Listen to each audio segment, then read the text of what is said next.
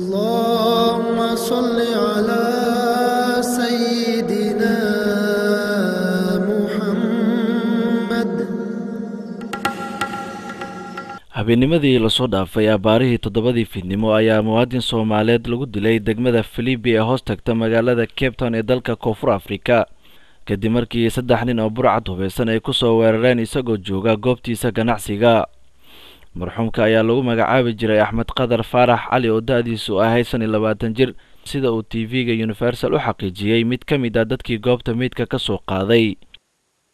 walaal salaadii maqribnimo ayaa waxaa noo imaaday niman tuugo ah tuugadii yar dukaanka jooga oo ka shaqeeyay dhaawaceen yarkii markay dhaawaceen way soo galeen dukaankii wixii loo lacag ahaay iyo wixii loo dhamay qaateen way kala carareen kadib yarkii dhaawaciisiyaan soo bixinay banaankan keenay booliska noogu imaaday booliska waxay nagu dhaheen yarka ambulance meeshan ma joogto waan qaadinaa dhaheen waa noo ogolaadeen markaan qaadnay yarkii isbitaalka asigoo mayd ahaan geynaba dukaanka dhaca loo geystay oo waxa laga qaatay lacagtii iyo wixii loo dhan waa la wada qaatay.